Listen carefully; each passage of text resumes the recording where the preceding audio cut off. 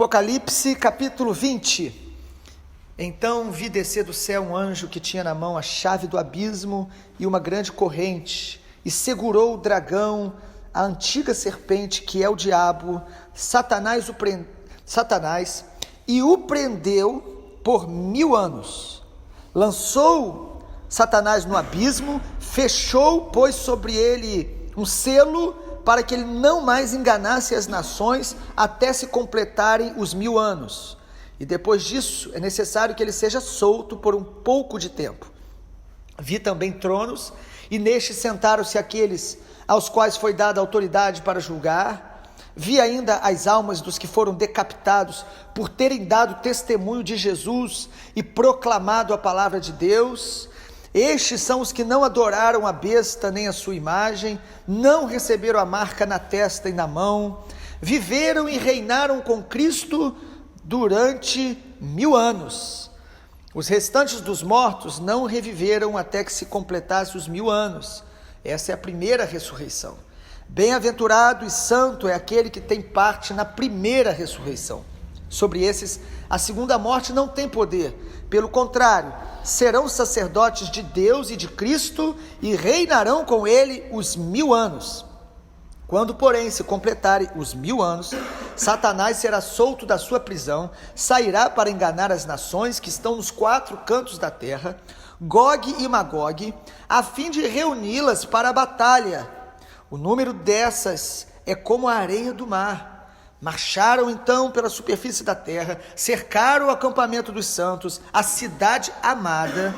Porém desceu fogo do céu e os consumiu. O diabo que os tinha enganado foi lançado no lago de fogo e enxofre, onde já se encontram a besta e o falso profeta, e serão atormentados de dia e de noite para todo sempre.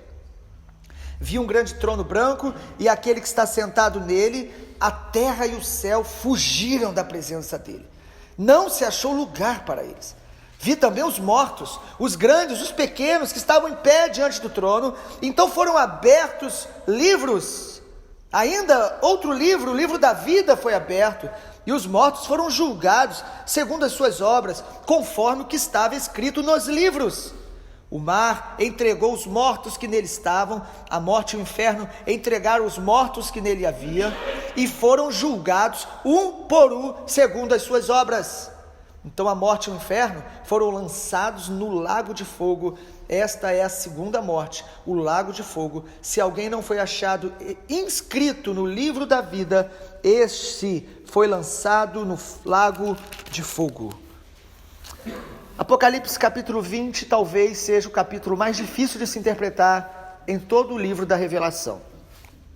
João, ele tem uma revelação, os olhos dele se abrem agora, todo o Apocalipse é uma visão que Deus vai dando a João, e o que ele vê nesse capítulo, inicialmente, é a prisão, condenação e o juízo eterno do diabo e dos seus demônios.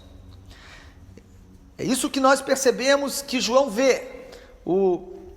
Repetindo para a gente poder fixar bem, João, ele tem uma visão clara da prisão, condenação e o juízo eterno do diabo e dos seus demônios. Os nomes do diabo que aparecem no capítulo 20 descreve a sua natureza. Ele é chamado aí da antiga serpente, ou seja, essa referência ao Éden, quando ali Satanás, através da serpente, engana Eva, seduz o casal a pecar e se rebelar contra Deus.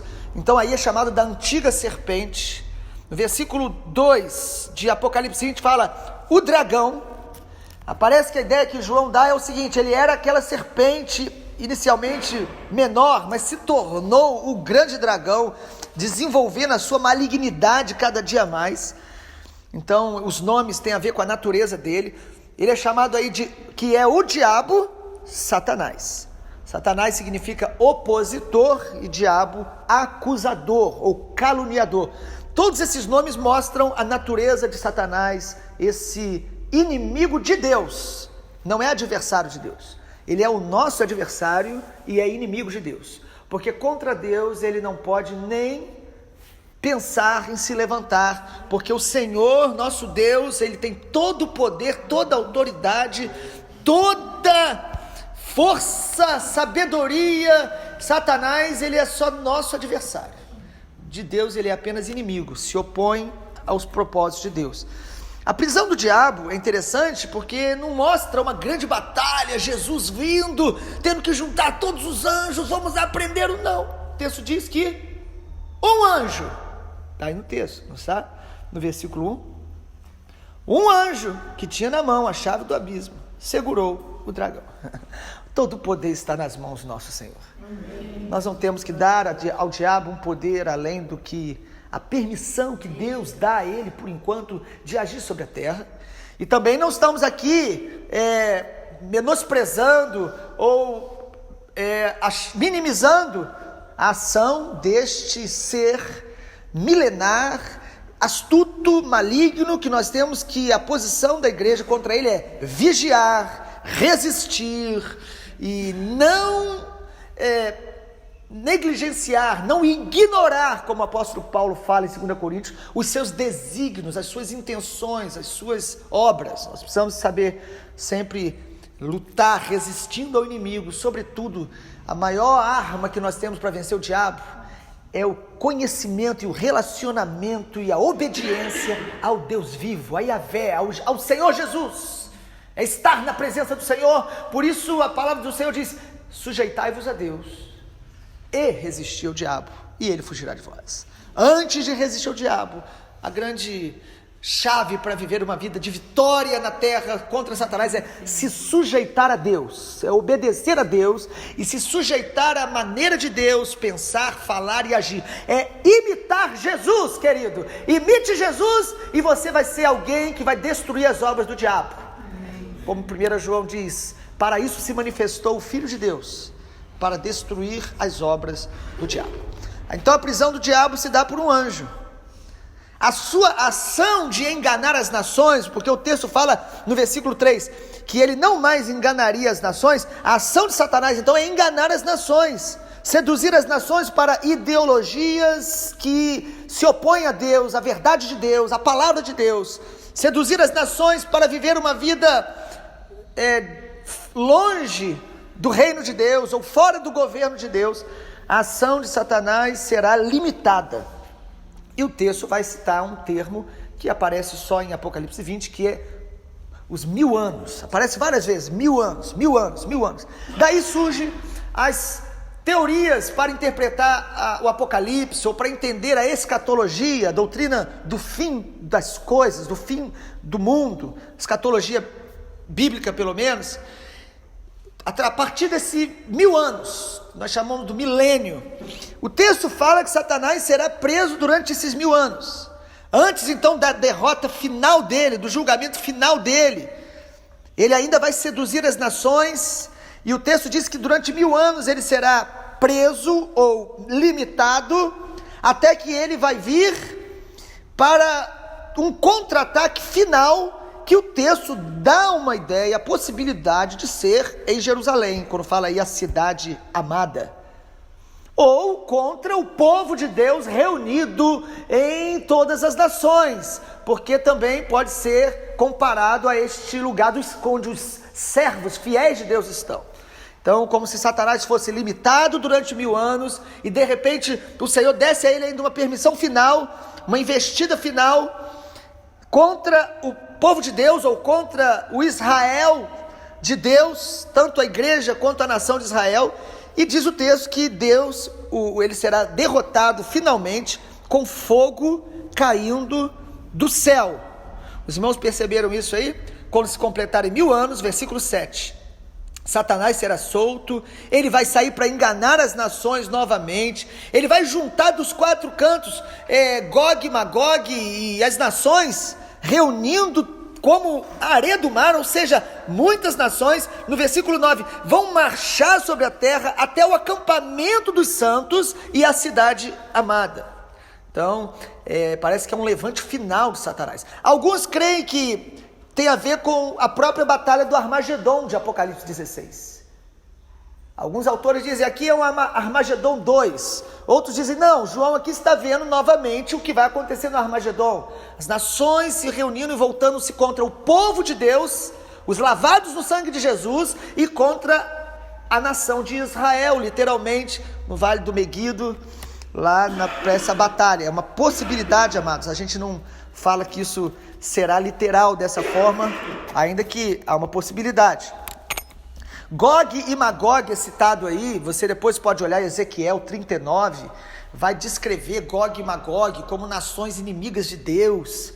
Alguns tentam comparar essas nações à Rússia, à China, algumas grandes nações que podem vir nessa marcha literal contra Israel em Jerusalém, mas o mais importante é que Satanás será consumido. Versículo 9 diz assim: porém desceu fogo do céu e os consumiu. O diabo que os tinha enganado foi lançado no fogo, no lago de fogo, enxofre, onde já estavam a besta e o falso profeta. Alguns comparam esse fogo do céu que vem queimando Satanás com a vinda de Jesus, como se nesse momento onde todos se levantarem para essa última grande guerra, Jesus, a vinda dele fosse, naquele momento, a vinda do Senhor manifestaria o fogo de Deus, o juízo de Deus contra Satanás e o lançaria. Já no lago de fogo, você pode olhar 2 Tessalonicenses 1, versículos 7 e 8, dá essa ideia da vinda de Jesus como essa vinda de fogo, um fogo contra os inimigos de Deus. E é muito interessante, então, a gente perceber que esses, tanto Satanás como a besta, o falso profeta, o inferno, a morte, todos serão lançados no lago de fogo, até o inferno. A gente sabe que é difícil definir, às vezes até mesmo como será, o que será o inferno. A palavra inferno vem de Guiena, e lá em Israel, lá em Jerusalém, tem o vale de Inom, a palavra em hebraico, um lugar onde eles se jogavam mortos, ficavam queimando. Então sempre foi um símbolo de um lugar de punição, o inferno.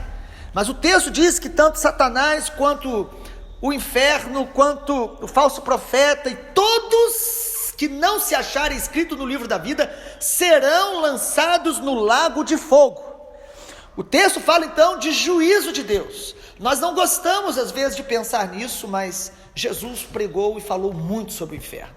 Os irmãos podem ler Mateus 10, 28, quando Jesus fala: temei, não os homens que podem matar o corpo, mas Mateus 10, 28, Jesus fala: temei aquele que pode fazer perecer no inferno não só o corpo, mas a alma e o corpo, que é o que Apocalipse 20 chama de segunda morte. O texto então ele é bem amplo, complexo. Desse capítulo 20 nasce então as teorias teológicas que dividem a igreja e que nós respeitamos muito. Existem homens de Deus que creem de uma maneira e homens de Deus que creem de outra. A gente não tem que menosprezar quem pensa diferente da gente, mas somente de maneira de um esboço bem simples ou bem resumido, pelo menos 3 teorias que dividem a igreja no entendimento do milênio: o pós-milenista, o pré-milenista e o amilenista. E não é difícil a gente entender. Na verdade, tudo se foca no milênio, esses 1000 anos. Então há uma linha da igreja que é pós-milenista, ou seja, eles acreditam que Jesus morreu na cruz e a partir daquele momento começou o milênio. O milênio, nós já estamos nele. O pós-milenista crê assim. E Jesus vai vir e o julgamento vai vir. Eles creem então que o milênio é esse tempo pós-morte de Jesus. Jesus reina já, e a igreja, ela vai avançando, conquistando, ela vai se manifestando cada vez mais, o mundo vai, de alguma maneira, a igreja vai melhorando o mundo, e Jesus virá, e o julgamento virá. O pós-milenista crê assim, ou seja, o pós-milênio. Agora, o pré-milenista crê que Jesus vem antes do milênio. O pós-milenista diz: nós já estamos no milênio. O pré-milenista crê que nós agora estamos vivendo o tempo perto da grande tribulação, e depois da grande tribulação Jesus vem e começa 1000 anos literais na terra, onde Jesus vai reinar, e os que estiverem aqui com o Senhor reinarão com Ele, e alguns estarão no céu aguardando, depois de 1000 anos, Satanás ser solto e o juízo final acontecer. Tudo isso tem desdobramento. Dentro do pré-milenismo existem outros desdobramentos. Mas a terceira linha é o amilenista, que não crê que o milênio seja literal, mas seja simbólico. Jesus veio, nós já estamos no milênio, parece com o pós-milenista, só que no amilenismo o milênio é simbólico, tudo é simbólico, e Jesus vai vir e o julgamento vai vir, e nós não temos que nos preocupar muito com esses detalhes, porque para o amilenista tudo é simbólico. Então alguns preferem pensar assim, e alguns sempre perguntam qual é a nossa visão. Amado, nós acabamos não conseguindo nos encaixar plenamente em nenhuma delas. Nós tentamos ver o texto bíblico de maneira mais prática possível, e é aí que eu quero partir para as nossas considerações finais. Sendo o milênio literal ou não, seja o milênio no futuro ou no presente, qual é a essência de Deus no Apocalipse 20? Primeiro, a essência que o Senhor mostra aqui. Primeiro, que Satanás é um inimigo astuto e destruidor que lutará até o fim. Isso é claro no texto, porque até mesmo a permissão do Senhor mostra um inimigo que vai lutar até o fim. Nós não vimos em Apocalipse que Satanás, sabendo que pouco tempo lhe resta, vai vir com mais fúria sobre a terra? Então, independente da sua teologia escatológica, amado, não menospreze, não ignore os ataques de Satanás, porque nós podemos baixar a guarda e falar, não, ele está preso, porque o amilenista crê que ele está preso. Em parte, ele pode estar limitado, mas ele está agindo sobre a face da terra. Outra consideração aí do Apocalipse 20, que é para todos nós, independente da nossa teoria, o inferno é um lugar literal e terrível, onde todos os que não se rendem a Jesus serão lançados. É muito interessante perceber isso, porque vivemos um tempo hoje que há muitas igrejas pregando que todos serão salvos depois, Deus vai dar uma segunda chance a todos, e aí a gente vive uma vida como se o inferno não existisse. Como você se sente quando você ouve uma pregação sobre o inferno? Na verdade, às vezes a gente nem ouve mais pregação sobre o inferno, porque as pessoas não querem desagradar os homens, sendo que Jesus falava tanto do inferno, para nos alertar, não é para amedrontar, porque se nós buscarmos a Jesus por medo do inferno, querido, nós merecemos o inferno. Nós temos que amar e buscar o Senhor por amor a Ele, porque nós não sabemos viver sem Ele. Mas nós precisamos nos lembrar do inferno até para que a gente pregue e se esforce mais para que sejamos instrumentos de Deus, para que pessoas não estejam indo para o inferno. Porque Deus usa a gente, como diz lá em Tiago, se o teu irmão se afastar e você orar, você vai livrar aquele irmão do inferno. É maravilhoso você poder saber que chegar no céu tem pessoas que vão estar lá, que você cooperou pela graça de Deus, pela obra do Espírito, para que aquela pessoa fosse salva. Que maravilha! Por isso que a Bíblia diz que quem ganha almas é sábio, e uma alma vale mais do que o mundo inteiro. Então o texto mostra claramente, o inferno é um lugar literal. Ah, mas como será? O fogo é literal, não é? Há esse debate no campo teológico, que eu penso que tem um momento que a gente pode até conversar, mas o nosso foco tem que estar que ele é literal, que ele não tem segunda chance. E aí há uma divisão, as pessoas vão ser aniquiladas ou elas vão viver, ou elas vão permanecer vivas e sofrendo eternamente. Também penso que esse debate não acrescenta muito. O que a Bíblia diz é que eles sofrerão tormento eterno. O inferno não foi feito para o homem, a Bíblia diz que foi feito para Satanás e os seus demônios. Mas Deus é justo, e Deus dá a cada um de nós a liberdade de escolha. Deus é justo, Deus é maravilhoso. Ele não obriga ninguém a se render a Jesus, Ele não força ninguém a se render a Jesus, Ele nos convida.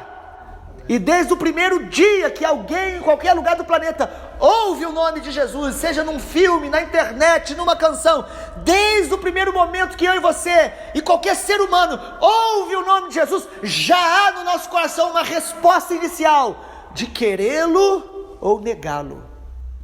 Por isso todos prestarão contas diante do Senhor. Todos vão prestar contas, e aí é o que o texto fala. Mais uma consideração do Apocalipse 20, é ver que diante do trono branco no céu, ou melhor, diante do trono branco que João viu, a terra, o céu, todas as coisas fogem. Você já imaginou isso? Nós cantamos, quero ver sua glória, a gente diz que busca a glória de Deus, mas no dia que nós estivermos diante do Senhor, todos vão ter um desejo de fugir, porque a glória de Deus, amado, ela é incomparável. A santidade, a majestade, o fulgor do brilho da glória de Deus, todos fogem. Isso é para nos lembrar do temor de Deus, que deve crescer no nosso coração sempre. Se há algo que nós devemos pedir a Deus sempre é: Senhor, aumenta o teu temor do meu coração. O temor do Senhor é o princípio da sabedoria. Temer a Deus é amar o que Deus ama e aborrecer o que Ele aborrece, e isso precisa ser a cada dia mais aprofundado dentro da gente, senão nós vamos nos contaminando e vamos perdendo o temor. Todos fogem, e esse trono, a Bíblia diz em Apocalipse 20, que todos nós seremos julgados pelas obras escritas nos livros no céu. O texto mostra então livros escritos no céu, que serão abertos ali, capítulo 20 de Apocalipse, versículo 12, e nos livros, tem o livro da vida e tem os livros, ou seja, o livro da vida, onde estão inscritos aqueles que se renderam a Jesus, que creram em Jesus, que permaneceram em Jesus, mas também tem os livros com as nossas obras. O que você faz, o que você executa na terra é registrado no céu, querido, é registrado. Mas pastor, eu já fiz tanta coisa errada. Se você se arrependeu, se você realmente abandonou seus pecados, a Bíblia diz que Deus lança os pecados nas profundezas do mar e se esquece das nossas iniquidades. O sangue de Jesus estará lá sobre a nossa história. Porém, lembre-se sempre, vale a pena fazer a vontade de Deus, obedecer ao Senhor. Todos os atos de justiça que praticamos, todas as sementes que lançamos para o reino de Deus, com a motivação de agradar ao Senhor, serão recompensadas no céu, estão registradas diante do Senhor. Nós iremos prestar contas do que fizemos e do que não fizemos, todos os nossos atos, querido. Você imagina uma oferta? Você acha que uma oferta Deus vai lembrar? Ah, querido, olha para a Bíblia, uma mulher que honrou Jesus derramando sobre ele um perfume precioso. Jesus falou assim: onde for contada, o evangelho for pregado, essa história será contada.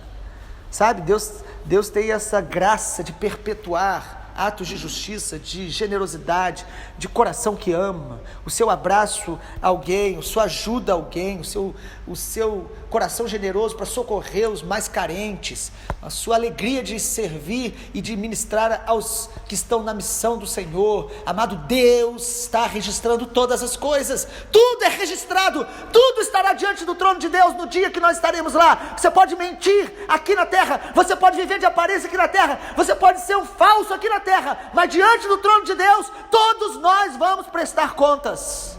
É o trono de justiça, é o trono que todos os homens vão querer fugir dele, mas nós que estivermos debaixo do sangue de Jesus, vamos tremer, mas vamos ver o Senhor nos chamando para estar com Ele, se estivermos em Jesus, até o dia que Ele nos chamar. Ah, mas eu já fiz muita coisa boa, então eu tenho crédito, eu posso agora pecar. Leia Ezequiel, que aquele que pratica justiça e confiando na justiça, pecar, a Bíblia diz, será condenado. Leia Ezequiel, porque também diz lá que aquele que pecou, mas de repente se arrependeu, será salvo. Porque a salvação não é por obras, é pela graça de Deus, é pelo mérito de Jesus e não pelo mérito humano. Então o texto mostra que todos serão julgados, todos, inclusive os salvos, terá o julgamento das nossas obras. Porém, os que são salvos serão salvos não pelas obras, mas pela graça, pela fé no Cordeiro de Deus, que tira os pecados do mundo e que inscreveu o nosso nome no livro da vida. E Ele voltará, e está próxima a vinda do nosso Senhor. Quando será essas guerras? Quando será os 1000 anos, como serão, não sabemos, mas nós sabemos que o Cordeiro virá, que o julgamento acontecerá e devemos estar preparados todos os dias. Pai, obrigado pela tua santa e poderosa palavra. A nossa oração é que essas revelações bíblicas, proféticas, queimem no nosso coração, que não precisemos ter todo o entendimento cronológico, mas que tenhamos o entendimento espiritual, Senhor. A voz do teu Espírito em nosso espírito, nos guiando a toda a verdade. Aumenta em nós o nível de temor a cada dia. Aprofunda em nós, Deus, o arrependimento como um estilo de vida. Aprofunda em nós, Deus, a alegria de te servir, de obedecer, de fazer a tua vontade e a tua obra, sabendo que no Senhor o nosso trabalho não é em vão. O Senhor recompensará os fiéis. Aumenta em nós, Pai, a visão do inferno possa queimar em nosso coração de alguma maneira, para que possamos pregar o Evangelho e ser canal do Senhor, para que outros sejam arrancados deste caminho de morte, de apostasia, de rejeição a Jesus. Nós oramos, Pai, para que o Apocalipse se torne vivo dentro de nós, em nome de Jesus. Glória a Deus, amém. Maranata, vem, Senhor Jesus.